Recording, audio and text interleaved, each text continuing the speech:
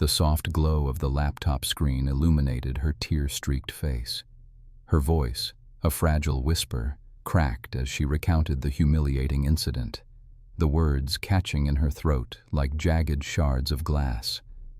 I just wanted one normal night," she choked out, her shoulders trembling with suppressed sobs. The memory of the opulent restaurant, the judging eyes, the sheer crushing weight of her own inadequacy. It was a fresh wound, raw and aching. She closed her eyes, wishing she could unlive those excruciating moments, wishing she could erase the shame that still burned deep within her. It was supposed to be a date, a brief escape, but it had spiraled into an affirmation of everything she desperately tried to outrun. This was Sarah, a young woman of fierce intelligence and even fiercer resolve, navigating the tumultuous currents of college life in the sprawling, indifferent landscape of New York City. Her days were a relentless cycle: early morning classes, hurried shifts, cleaning hotel rooms or corporate offices, and late nights hunched over textbooks, fueled by cheap coffee and an unyielding dream. That dream wasn't just for herself. It was a beacon for her mother, Maria. Maria, whose hands were gnarled from years of thankless labor, whose spirit remained stubbornly bright despite a body increasingly ravaged by illness. She was the anchor in Sarah's storm, the quiet strength that propelled her forward. They shared a tiny, rent-controlled apartment in a building that had seen better decades, its windows overlooking a ceaseless dance of yellow cabs and hurried pedestrians below.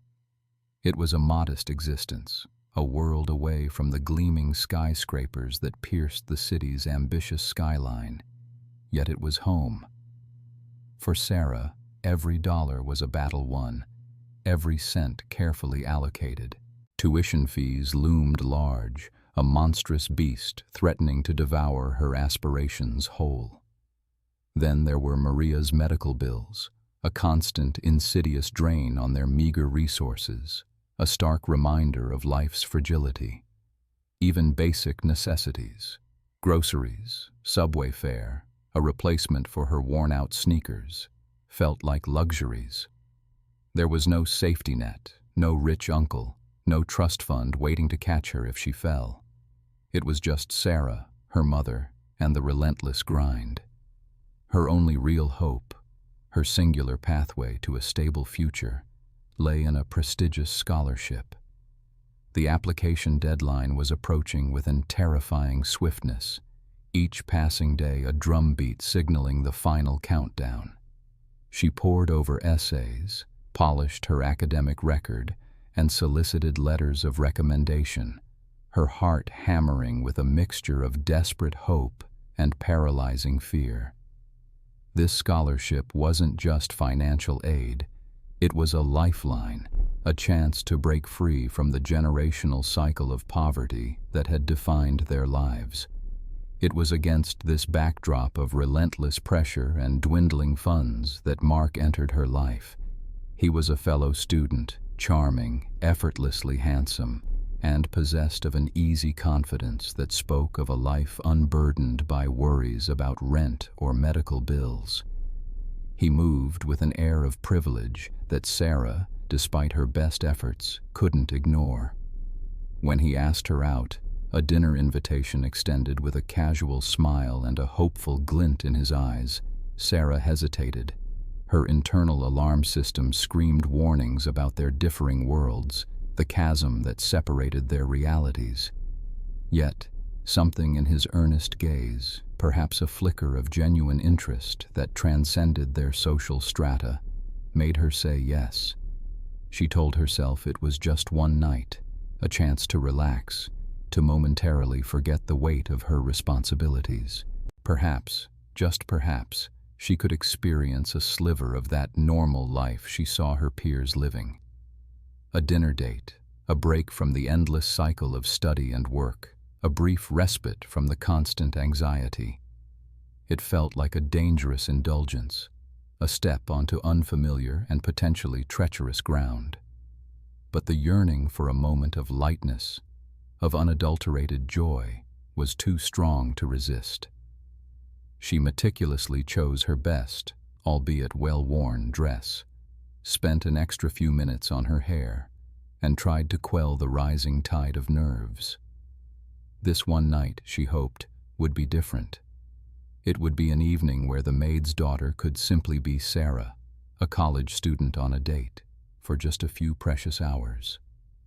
If stories of triumph against adversity, of unexpected kindness, and of the resilience of the human spirit resonate with you, please consider subscribing to our channel. We have many more tales like Sarah's to share. The moment Sarah stepped through the grand, ornate doors of Le Jardin Secret, a wave of apprehension washed over her, immediately tightening her chest. The air, thick with the scent of white truffles and expensive champagne, felt foreign and suffocating. Crystal chandeliers, sparkling like captured starlight, hung from a ceiling so high it seemed to belong to a cathedral, casting a decadent glow on tables draped in pristine linen and adorned with intricate floral arrangements. Soft, classical music, barely audible, created an almost reverent atmosphere. This wasn't just a restaurant. It was an experience, a world entirely separate from the bustling, humble existence she knew. Mark, effortlessly charming in his tailored navy suit, seemed entirely in his element, his smile radiating confidence as he greeted the maître d' by name. Sarah, acutely aware of her simple yet carefully chosen floral dress and the slight scuff on her worn ballet flats, felt an immediate, overwhelming sense of being out of place, an intruder in a world she couldn't possibly afford. They were led to a secluded table by a tall, impeccably dressed waiter whose movements were as fluid and silent as a shadow. As Sarah slid into the plush velvet chair, her eyes darted around, taking in the hushed conversations, the clinking of delicate silverware, and the almost theatrical presentation of each dish that passed by. She felt a blush creep up her neck. When the enormous, leather-bound menus were presented, Mark, with a casual flick of his wrist, opened his eyes scanning the elaborate descriptions. Sarah, however, found her hand trembling slightly as she lifted hers. The weight of the menu felt symbolic, heavy with promises of luxury she couldn't touch. Her eyes immediately gravitated to the price column, and her stomach plummeted. Appetizers, single digits, but still more than a day's wages for her. Entrees, stretching into triple digits. She felt a cold sweat break out on her forehead. Every item listed sounded exquisite, a culinary masterpiece, but each price tag screamed an insurmountable barrier. She quickly scanned for anything that resembled a reasonable cost, her fingers tracing down the long list, desperately hoping for a hidden, modest option, a salad or a simple soup that wouldn't bankrupt her or, worse, expose her desperate financial reality. But there was no such reprieve. Each dish seemed designed to reaffirm the establishment's exclusivity, and by extension, her profound inadequacy in such an environment. She imagined the careful budgeting she'd done for the month, the meticulous tracking of every dollar for rent, utilities, her mother's increasingly frequent medical appointments, and her tuition.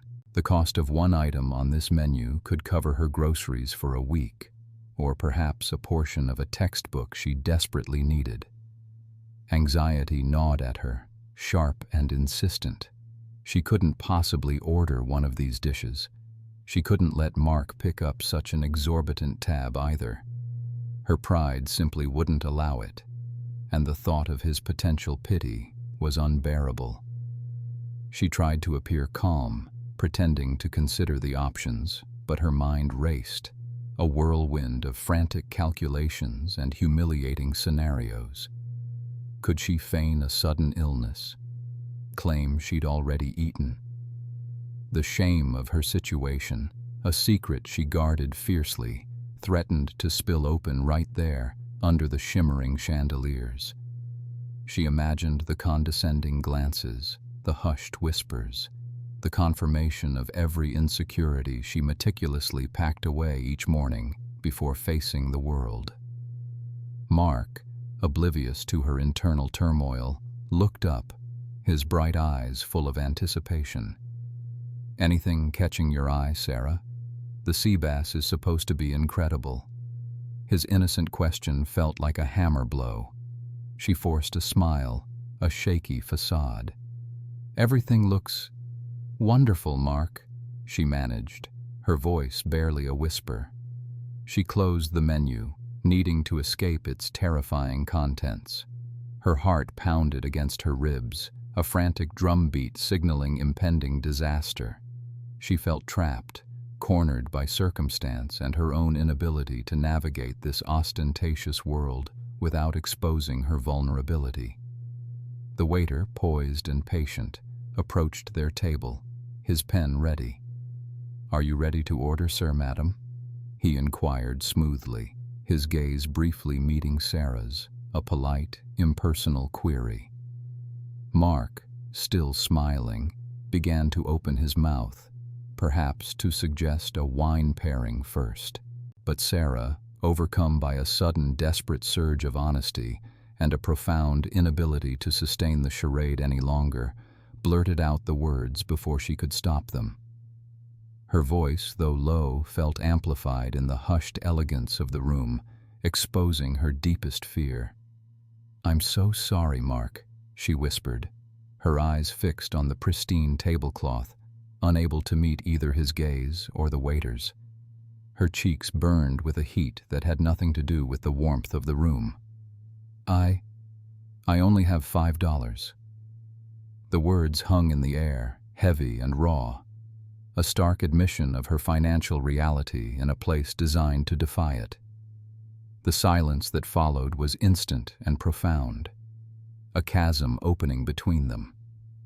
The gentle murmur of the restaurant seemed to fade, replaced by the frantic beating of her own heart.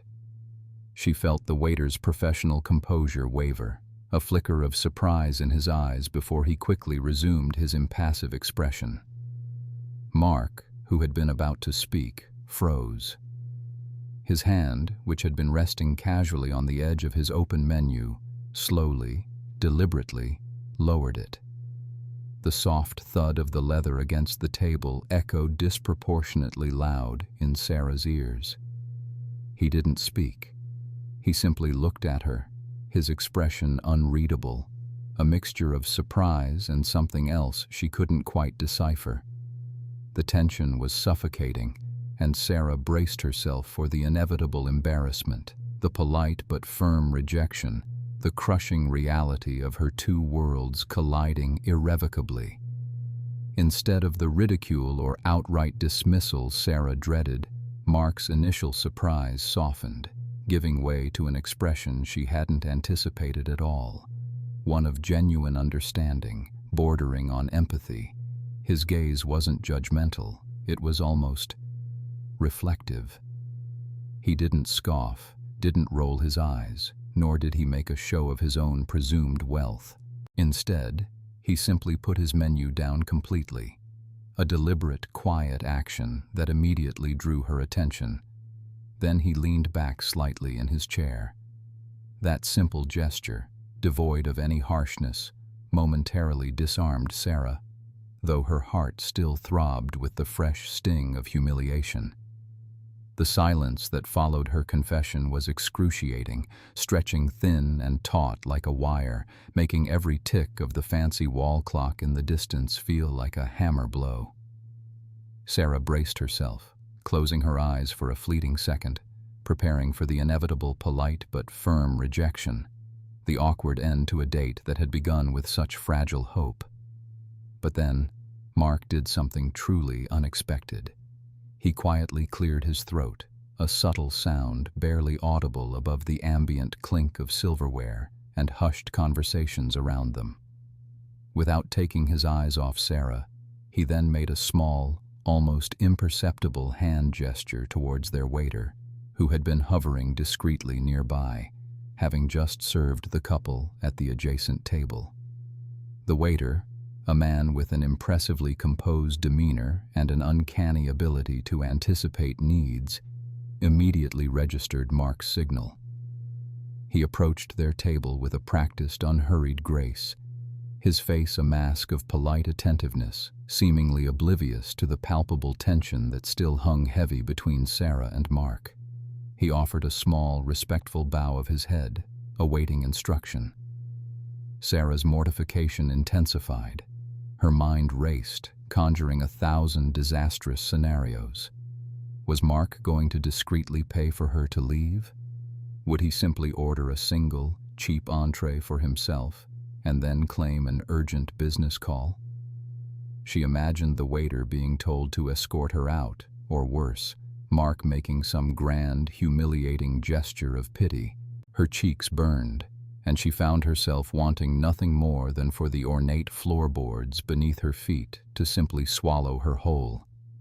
She clutched her hands tightly in her lap, knuckles white, her gaze fixed on the tablecloth, unable to meet either Mark's or the waiter's eyes. The elegant surroundings, which minutes ago had seemed intimidating, now felt like a gilded cage, trapping her in her shame. A cold dread seeped into her bones, confirming her deepest fears. She was inherently out of place here, and this date was about to end in spectacular fashion, leaving an indelible mark on her already bruised self-esteem. Mark's voice, when he finally spoke to the waiter, was low and calm, almost a murmur, yet it carried an undeniable authority. Sarah couldn't quite make out the exact words, but she saw the waiter nod slowly, thoughtfully, his expression unchanging, confirming he had understood. He then turned and moved away, disappearing into the bustling interior of the restaurant. Sarah's heart pounded a frantic rhythm against her ribs. She was convinced Mark had just orchestrated her exit, perhaps even paid for her taxi home, effectively ending the charade. Her breath hitched in her throat, a fragile sob threatening to escape. Then Mark turned his full attention back to her, and for the first time, Sarah risked a glance at his face. His eyes, she noticed, held a surprising depth, a kindness she hadn't fully appreciated before. He offered a small, reassuring smile that didn't quite reach his lips, but softened the corners of his eyes. "Sarah," he began, his voice still gentle, "I know what you're thinking, and please don't. You have absolutely nothing to be ashamed of." He paused, allowing his words to sink in, his gaze steady and unwavering. "Look, this might sound strange coming from someone sitting in a place like this, but I actually understand what it feels like to struggle, though perhaps in a very different context." He leaned forward slightly, his tone becoming more confiding. "My family," he explained, "while incredibly fortunate, has always emphasized the value of hard work and understanding different walks of life. My father, especially, believes that true wealth isn't just about money. It's about perspective, resilience, and compassion. He made sure I never took anything for granted." Mark then shared a brief anecdote, a seemingly trivial memory for him, but one that resonated deeply with the feeling of being out of place. "When I was younger, probably around 10, my dad decided to teach me a lesson about resourcefulness. He gave me a tiny allowance, barely enough for lunch, and sent me to a summer camp with kids from all sorts of backgrounds. One day, everyone was talking about buying these expensive arcade tokens. I only had enough for a single game, maybe two. I remember the exact feeling, that flush of embarrassment, the fear of being seen as less than, because I couldn't keep up. It was a small thing, completely insignificant in the grand scheme, but it taught me something about how easy it is to feel inadequate, especially when you're comparing yourself to others. It taught me to value ingenuity over extravagance. He looked at her, his eyes warm. What you just did, Sarah, that wasn't weakness. That was honesty and incredible courage. And it shows me something important about who you are. This place, these prices, they don't define you or me or this evening. We're here to connect, not to impress. So please, let's just reset. His words, so unexpected and genuine, began to chip away at the icy fear that had gripped her. A flicker of hope, fragile but real, began to glow within her. Mark, with a calm and reassuring smile, picked up the menu once more, but this time his eyes weren't scanning the exorbitant prices. Instead, he met Sarah's gaze directly, a quiet determination in his expression. "You know what?" he said, his voice dropping to a conspiratorial whisper. "This place is a bit much, isn't it? All this fuss over food. How about we simplify things? We could just pick something approachable, maybe split an appetizer or find the simplest pasta dish on here and share it. Honestly, I'm more interested in continuing our conversation than in sampling every gourmet creation they have." He gently pushed the heavy, leather-bound menu across the table towards her, his finger landing on a modest-sounding risotto. "Or, even better, let's order 2 of the most basic, least ostentatious things on this menu and just enjoy the company. No pressure, no expectations. My treat, of course, but it won't be anything extravagant. Just a normal dinner between 2 people talking." His demeanor was so disarmingly genuine that Sarah felt a knot in her stomach begin to loosen. The crushing weight of shame started to recede, replaced by a tentative sense of relief. It wasn't pity in his eyes, she realized, but a profound empathy, a desire to make her feel at ease, to erase the uncomfortable moment as if it had never happened. He wasn't trying to lord his wealth over her. He was actively trying to diminish its presence, to level the playing field. With a hesitant nod, she picked up her menu again, a faint blush still on her cheeks, but her shoulders less tense. Following his lead, she pointed to a simple-sounding grilled chicken salad, the cheapest entree she could find that wasn't just a side dish. Mark signaled the waiter, who returned with a placid, professional expression, impervious to their earlier exchange. Mark ordered the risotto and the grilled chicken salad, emphasizing that they would share both, and with another discreet nod, the waiter departed. The tension in the air dissolved, replaced by a much softer, warmer atmosphere. Now truly comfortable, Sarah found herself beginning to relax, to truly see Mark beyond the intimidating facade of his wealth. They started talking again, but this time the conversation flowed with an ease and intimacy that surprised her. She spoke more freely about her college studies, about her aspirations to work in social justice, about her mother, Maria, and the quiet strength with which she faced her illness. She described their small apartment, the late nights spent balancing textbooks and part-time jobs, the constant juggle of making ends meet while pursuing a dream that sometimes felt impossibly distant. There was a vulnerability in her voice, but also an underlying current of fierce determination. Mark listened intently, his gaze never leaving her, absorbing every detail, asking thoughtful questions that showed he wasn't just hearing her words, but truly understanding her world. Then, it was Mark's turn to open up. He spoke of the unique pressures of being the son of a billionaire. He confessed that while he wanted for nothing material, there was a different kind of burden, an expectation that weighed heavily on him. People see the name, the family business, the lifestyle, and they assume everything is effortless, he explained, stirring his water with a long, elegant finger. But there's an immense pressure to live up to a legacy, to prove you're more than just an inheritance. My father built a massive empire from the ground up, and he expects me to not only maintain it, but to expand upon it, to innovate, to make a significant impact.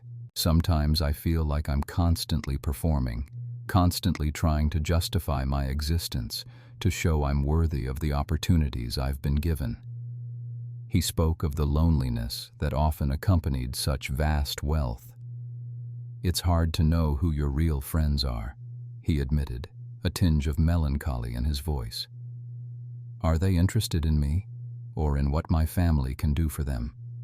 It makes you guarded, cynical even at times. I spend a lot of time trying to figure out how to navigate all of that, how to make a difference that truly comes from me, not just from the family foundation. He revealed his own desire to step beyond his father's imposing shadow, to carve out his own path, perhaps in sustainable energy or ethical technology, spheres where he felt he could genuinely contribute to a better world, rather than just perpetuating the existing structure. He yearned for authenticity, for connections that weren't tainted by ulterior motives.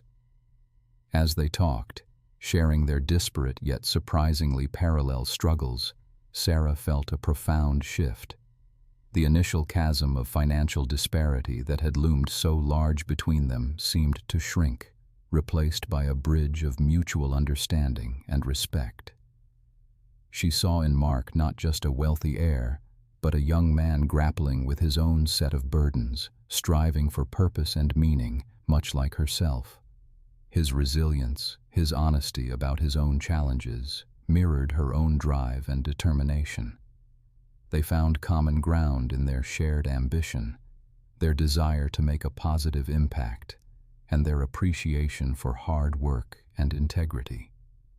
The conversation flowed effortlessly from personal stories to broader topics: politics, art, their hopes for the future.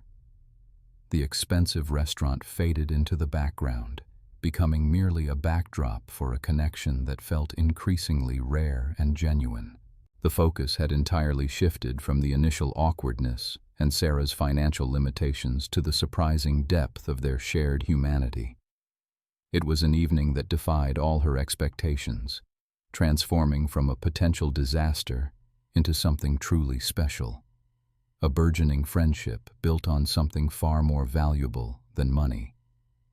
They discovered a surprising amount of common ground, anchored not by their vastly different starting points, but by the strength of their individual spirits and their shared values. The conversation flowed effortlessly after that, the initial awkwardness completely dissolved by Mark's candidness. They talked about their college majors, their favorite books, even their most embarrassing childhood moments. Sarah found herself laughing, truly laughing, for the first time in what felt like ages. The sumptuous surroundings of the restaurant, once a source of immense anxiety, faded into the background as their shared humanity took center stage. Mark's presence was calming, his interest in her genuine and unwavering. He spoke of his aspirations not with the entitled air of someone born into privilege, but with the quiet determination of someone who felt a profound responsibility to contribute positively to the world. Sarah, in turn, found herself opening up about her mother's illness, the relentless cycle of medical appointments, and the quiet dignity with which Maria faced her challenges. She spoke about her own dreams of graduating, of becoming a teacher, of giving back to the community that had, in its own way, supported her and her mother through lean times. It was a vulnerability she rarely allowed herself, a glimpse into the raw, unvarnished truth of her life, offered only because Mark had first shown her his own capacity for empathy. As the evening began to wind down, a comfortable silence settled between them, punctuated only by the soft clinking of cutlery from other tables and the distant murmur of conversation.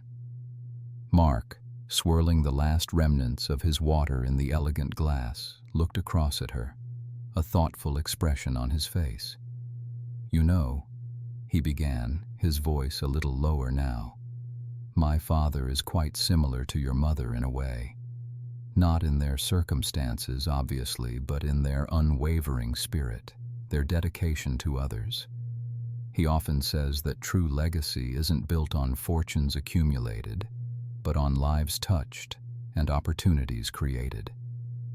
Sarah nodded, sipping her own water, intrigued by this new facet of Mark's world. He's actually very involved in philanthropy, Mark continued, a touch of admiration in his tone, especially in education and healthcare initiatives. He believes fundamentally that access to quality education and medical care should not be a privilege, but a right.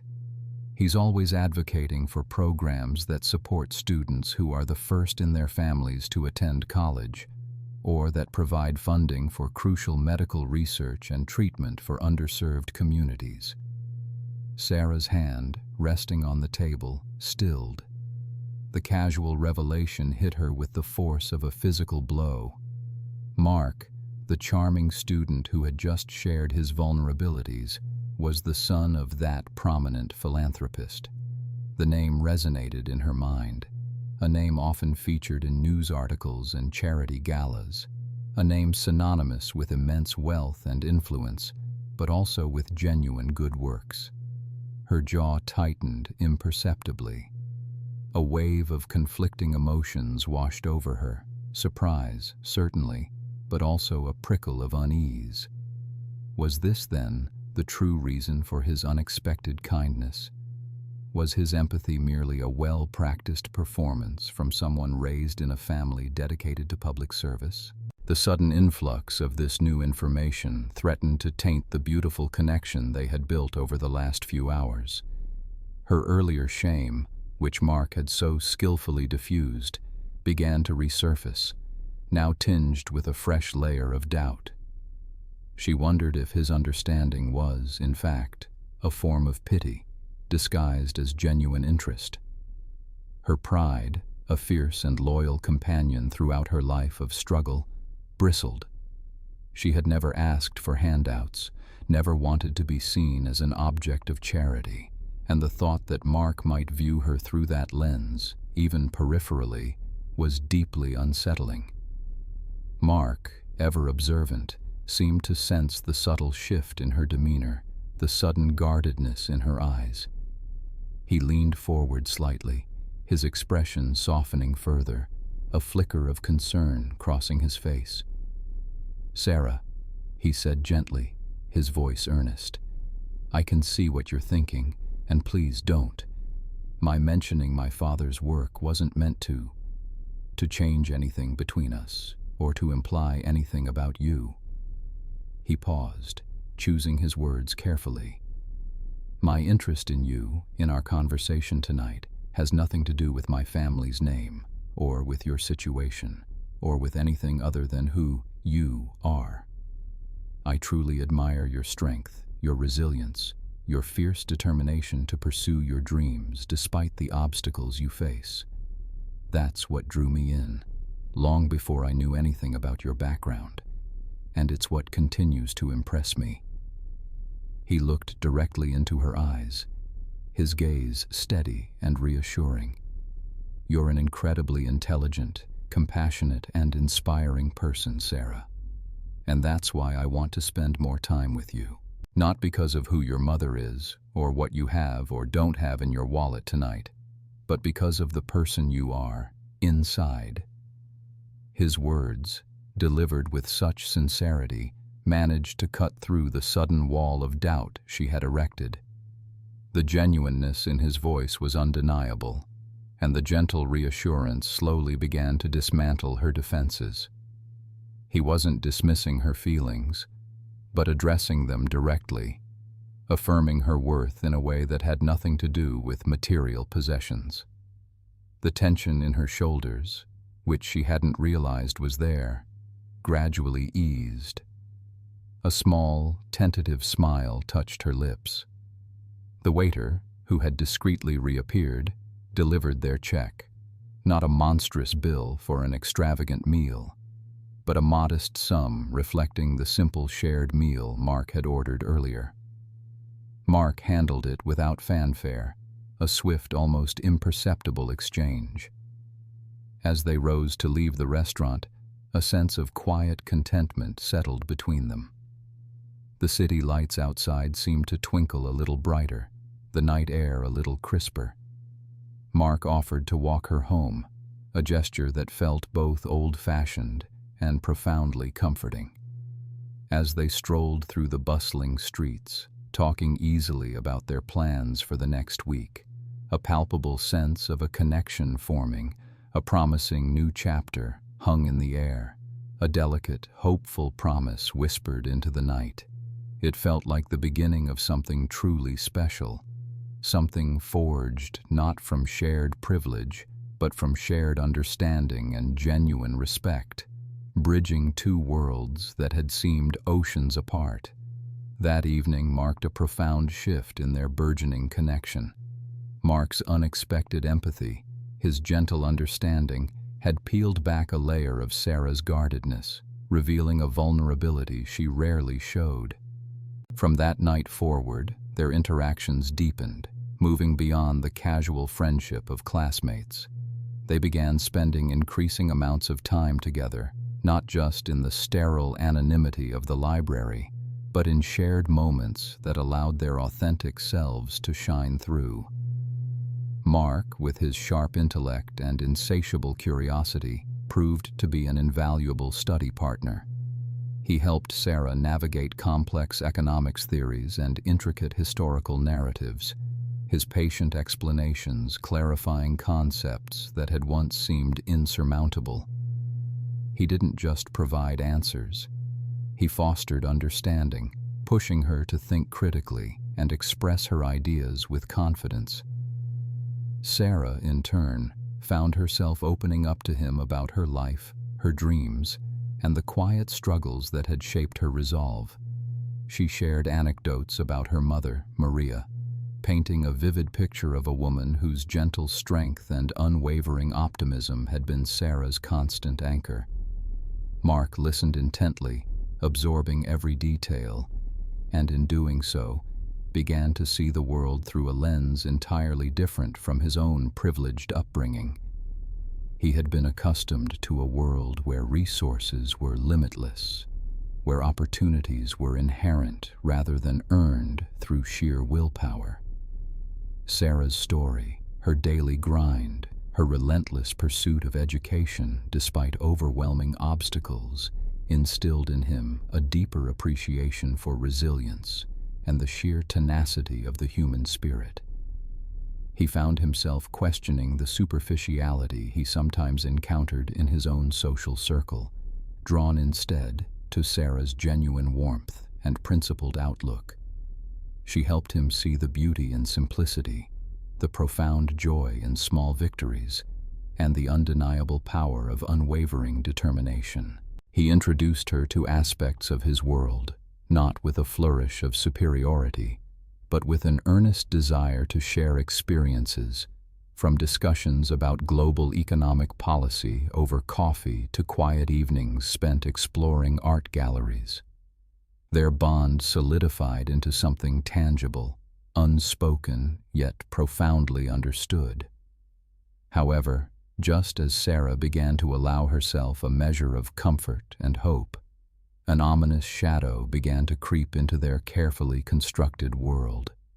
Maria's health, which had been a constant, underlying concern, took a sudden and drastic turn for the worse.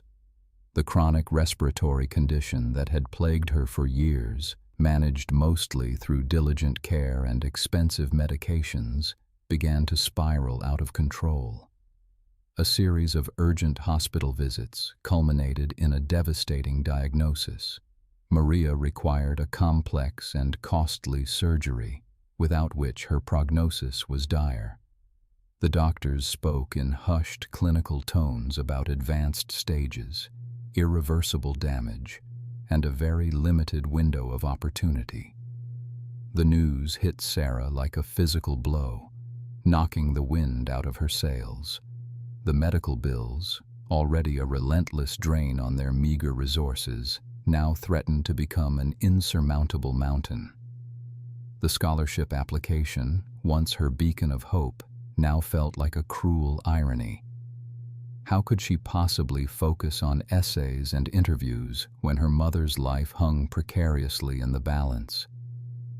Despair, cold and sharp, began to claw at her, threatening to consume her entirely.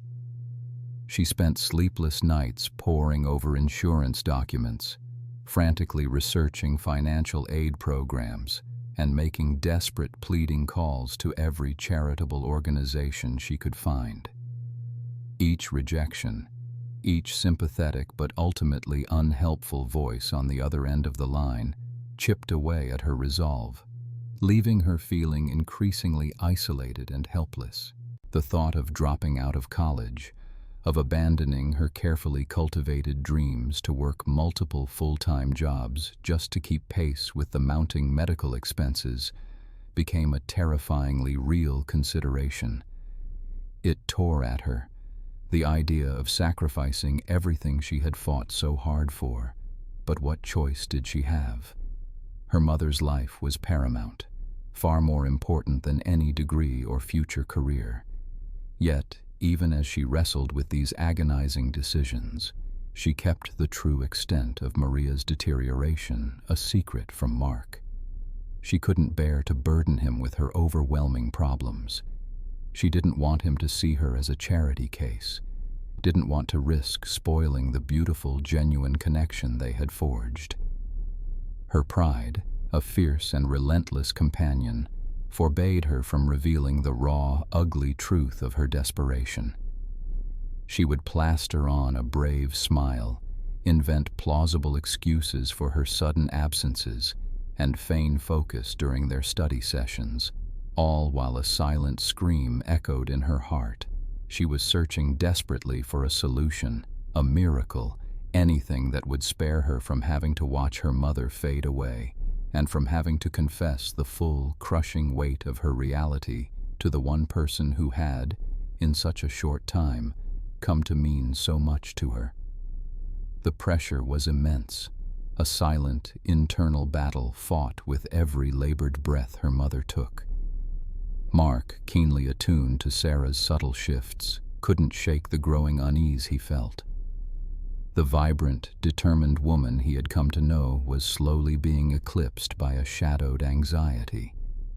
Her usual spirited conversations were punctuated by long silences, her bright eyes often darting away, filled with a worry she tried desperately to conceal. She would abruptly cut calls short, citing vague errands, and her once meticulous notes for their study groups became sparse and distracted. Though she smiled, it didn't reach her eyes, and her laughter seemed to lack its customary joy.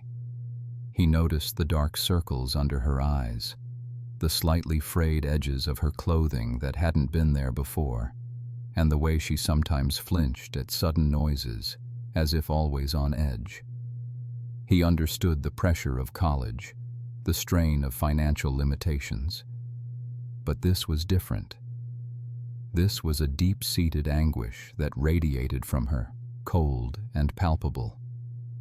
One evening, after she canceled their planned study session for the third time in a week, offering only a hurried, unconvincing excuse about a library emergency, Mark decided he couldn't stand by any longer.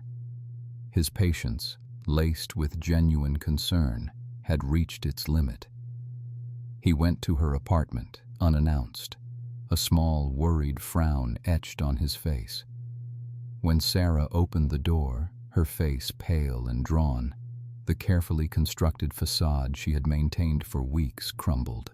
Her eyes, usually so resilient, were welled with unshed tears, and her shoulders slumped with an exhaustion that went beyond physical tiredness.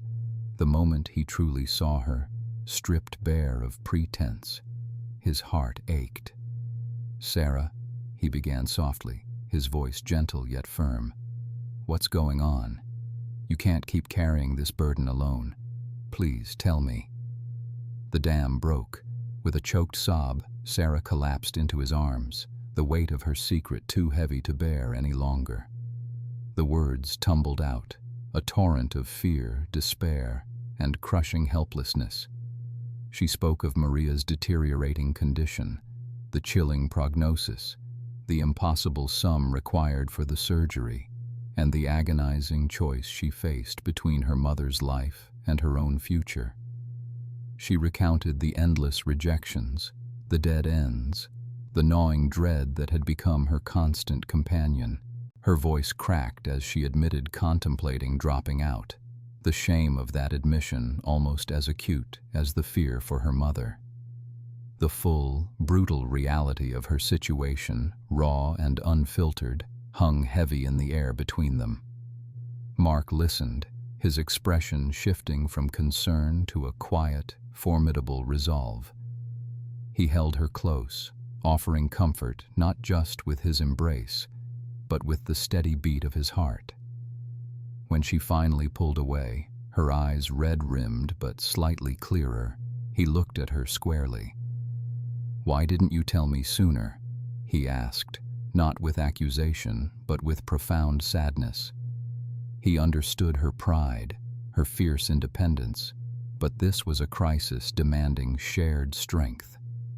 Before she could offer another apology or explanation, Mark cut her off, his voice calm and unwavering. "We're going to fix this, Sarah. We will." There was no hesitation, no question in his tone. He didn't offer a handout. He offered a solution, a partnership. He immediately leveraged his family's vast network, not for personal gain, but for genuine, critical help.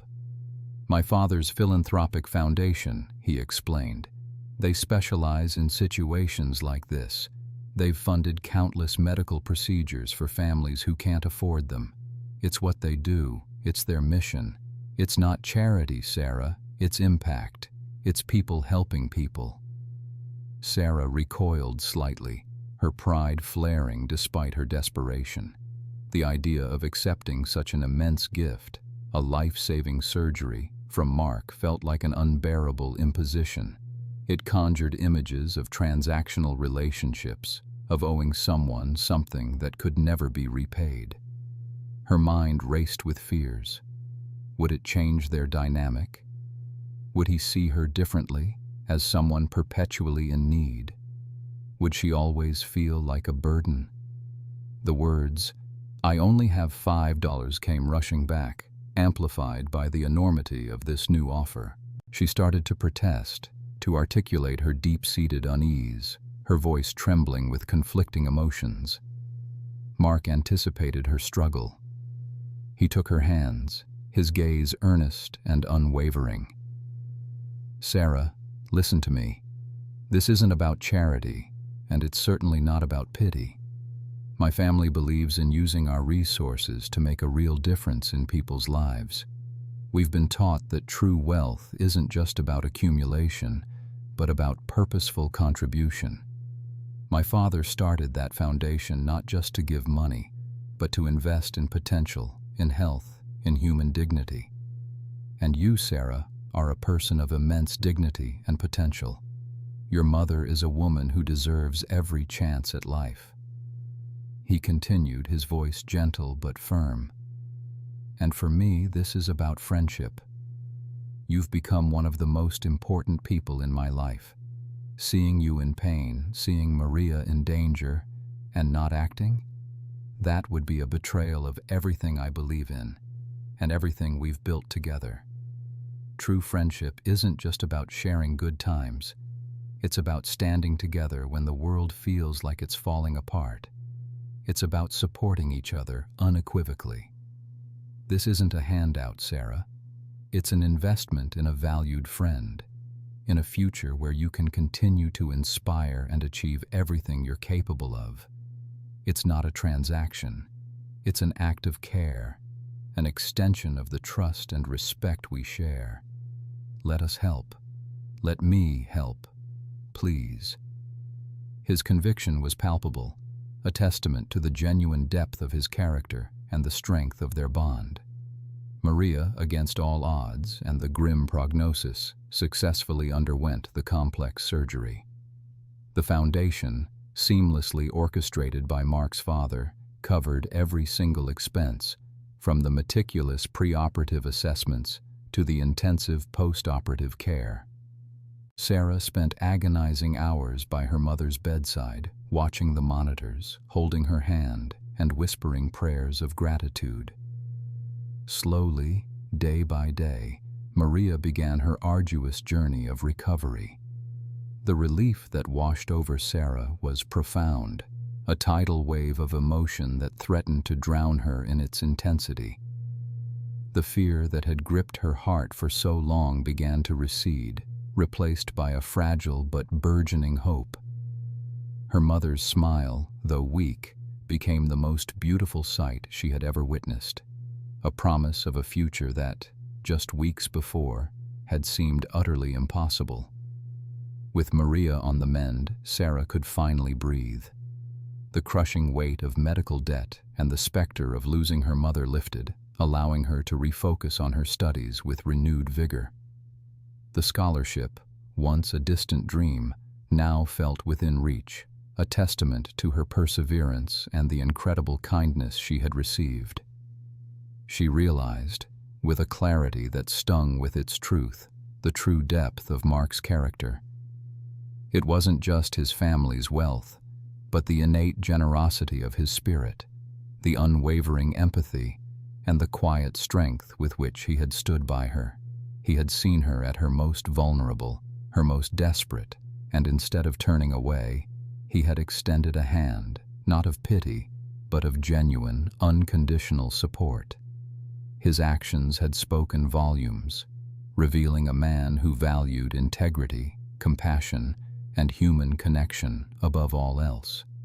Their relationship, forged in the crucible of adversity and refined by shared vulnerability, transformed into something far deeper than either of them could have initially imagined. It wasn't a transactional arrangement, as Sarah had initially feared, but a genuine bond of love and partnership that transcended the vast chasm of their initial social differences. They had navigated the treacherous waters of class disparity, pride, and fear, emerging stronger and more connected on the other side. Sarah saw beyond the billionaire's son, recognizing the thoughtful, driven, and profoundly kind individual beneath. Mark, in turn, revered Sarah's resilience, her unwavering devotion to her mother, and her fierce determination to carve out a better life against all odds. He admired her intellect, her wit, and the way she challenged him to see the world from a multitude of perspectives, far removed from his privileged upbringing. He found in her a partner who understood the true value of struggle and triumph, someone who grounded him and inspired him to be a better man. The months that followed were filled with intense studying, shared laughter, and a growing certainty about their future together. Sarah graduated with honors, her academic achievements a shining beacon of her unwavering spirit. Her thesis, focused on healthcare inequalities in underserved communities, drew significant attention, a direct reflection of her personal journey and newly ignited passion for advocacy. She was ready to make a tangible difference in the world, equipped not just with knowledge, but with an experiential understanding of systemic challenges and the transformative power of compassionate action.